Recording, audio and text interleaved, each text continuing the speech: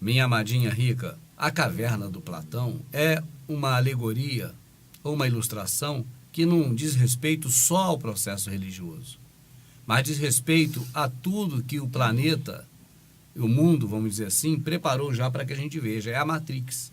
Assim, quando você ouve falar da alegoria da caverna do Platão, nós estamos observando tudo aquilo que no mundo foi criado para que a gente tivesse uma falsa visão da coisa. E também, entre esses, a religião. É isso. Mas não só a religião.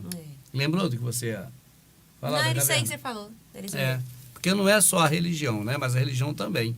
Então, a gente quando se liberta da caverna, não significa que a gente agora vai fazer oposição a tudo isso no sentido de brigar contra, entendeu? De arrumar uma luta armada contra A, B ou C. Não é a ideia dessa. Porque essa prisão aqui é para a nossa mente. Não é uma prisão física. As pessoas não estão presas de verdade com correntes no pé. É uma prisão para a mente. Há uma fala muito antiga que diz que a pessoa mais presa é aquela que se julga livre. Então ela está presa ao seu próprio pensamento, ao seu próprio meio de ver as coisas. Sabe? Também disse outro homem famoso, que você já ouviu falar dele, que é o David Rockefeller.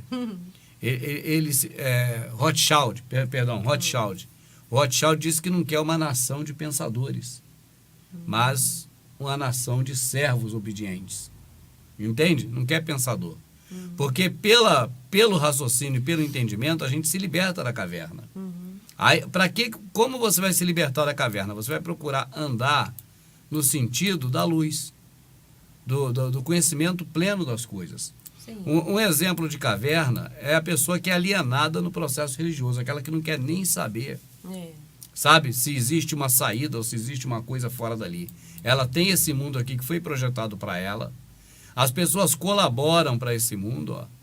E no caso gospel, quem escreve livros e mais livros, fazem músicas, tudo que alimenta o mundo gospel. São esses, ó, não é? Para que esse público aqui continue preso na caverna, vendo algo que não é real.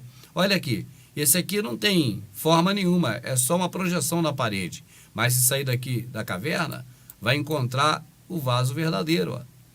Esse tem muito mais brilho, tem formas, né? Tem massa para se pegar, o de lá não tem. É um exemplo, assim, bem rústico. Mas é algo muito fenomenal quando você observa isso no dia a dia e transfere isso para a questão da realidade que o Criador nos deu. Vamos falar hoje, por exemplo, estamos falando sobre a comunhão. A comunhão, na alegoria da caverna, é uma sombra projetada. Por quê? Porque na vida prática das pessoas, elas aprenderam nesta caverna que comunhão é sentar do lado do irmão e começar a fazer um culto divino. E aí vai se dizer que é para Deus. Mas em outras religiões pode se dizer que é para sei lá, para Maomé. Maomé não é Deus, é um profeta, mas estou dando um exemplo. Para lá. Para minha latinha de tônica. Até para qualquer coisa, para a latinha da amadinha. Né? Porque aí é uma liberdade de culto que se tem. Mas o preceito que vai se fazer da comunhão, no caso do protestantismo, eles dizem que é a mesma comunhão das outras religiões. Com a diferença que essa está num templo que a placa se diz placa evangélica. Mas não é que essa placa evangélica ela tem uma pessoa responsável por ela, lá em cima. Tipo, um camarada só. Não, qualquer um que for no cartório, registra uma associação e coloca uma placa na própria igreja dele. Mas é isso que o processo religioso defende, que ali é a comunhão.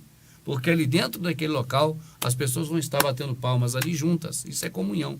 Isso é uma projeção mentirosa, fantasiosa da caverna. E por que nós podemos falar isso? Com que base? Porque olhando aqui do lado de fora, você vai encontrar o que é a comunhão. Você vai para a Escritura procurar. E na Escritura, a comunhão, no mundo que o Criador criou para nós, né, vamos dizer assim, na Escritura que Ele deixou, não é o processo religioso manipulado pelos homens. Então você vai encontrar o que é comunhão. Aí eles manipulam até a luz, né? Que é uma luz de um fogo, né? Aí eles conseguem manipular o que passa por essa luz, né? O que a luz reflete com o que eles quiserem.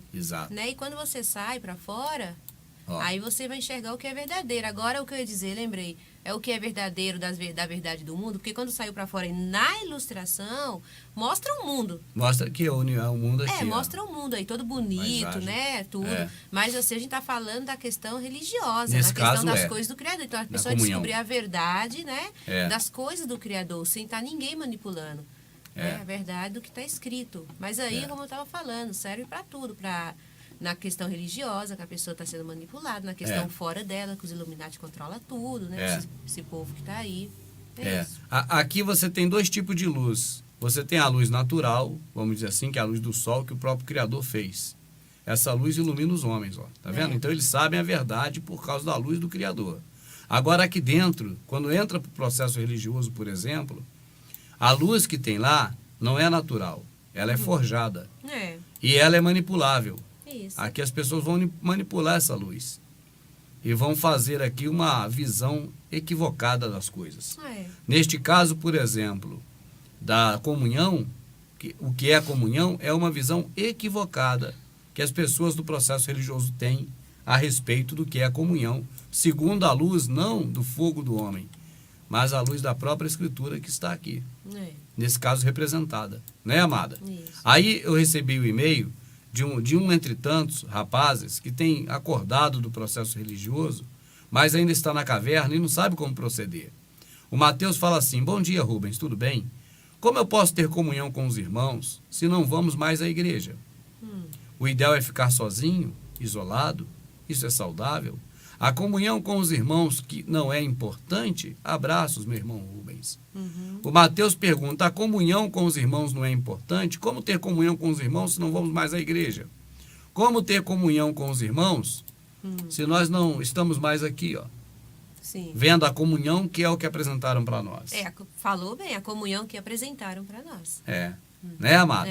Então, meu amado Mateus, para você ver essa comunhão, você precisa procurá-la nas Escrituras. Sim. Aí você vai encontrar esse modelo de comunhão que o processo apresenta de fato e de verdade. Nas suas pregações e doutrinas e feitos litúrgicos, você vai encontrar na Escritura? Será que ele encontra, amado? Certeza que não. Sem dúvidas. Minha amadinha está certa de que não, e eu também. Não vai encontrar na Escritura. A comunhão da Escritura é outra. Eu fiz a resposta a ele, minha rica, a esse e-mail dele, e eu respondi assim, ó. Eu disse: olá, Mateus, comunhão nas Escrituras. Eu sempre, quando escrevo muito rápido e muito sucinto, porque é muita gente. Olá, Mateus, comunhão na Escritura é ter em comum. Sim. No caso do exemplo de Atos, é vender o que tem e repartir com quem não tem. Aí eu falei: leia Atos com atenção. É que hoje fica difícil cumprir na íntegra esse modelo. Imagine se para se salvar precisasse desta atitude. Né, amada? É verdade. Para a salvação precisamos, no passado, botei bem grande aqui no passado, que o Salvador morresse por nós. Sim. Nós precisamos disso, que o Salvador morresse por nós. Aí eu botei: leia Atos com atenção e verá o que é comunhão. Aí, estar juntos é uma coisa, ter comunhão é outra. Os irmãos tinham as duas, pois estavam juntos e em mesma quantidade de bens materiais. Sim. E o texto diz: e todos os que criam estavam juntos e tinham tudo em comum.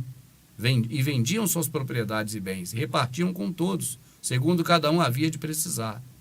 Aí eu perguntei no final, para fechar: algum dia você viu isso na igreja protestante? Se você for ver isso, é claro que o primeiro a ter que fazer isso é o pastor. Por quê? Primeiro, porque é ele que é o mestre, que ensina. Então ele deve dar um exemplo. Sim. Né, amada? Isso. E segundo, inevitavelmente, quem tem mais a repartir na igreja é o pastor.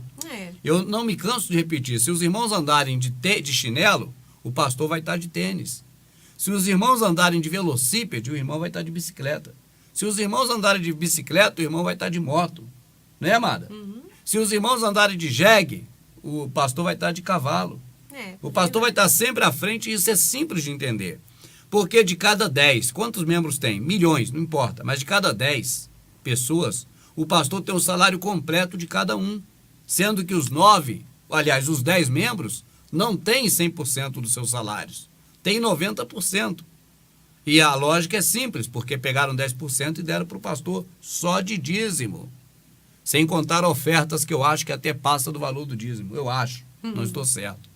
Mas só de dízimo, o pastor vai ter 100% de cada 10 membros e esses mesmos 10 membros vão ter só 90%. Então o pastor vai ganhar mais do que todo mundo na igreja.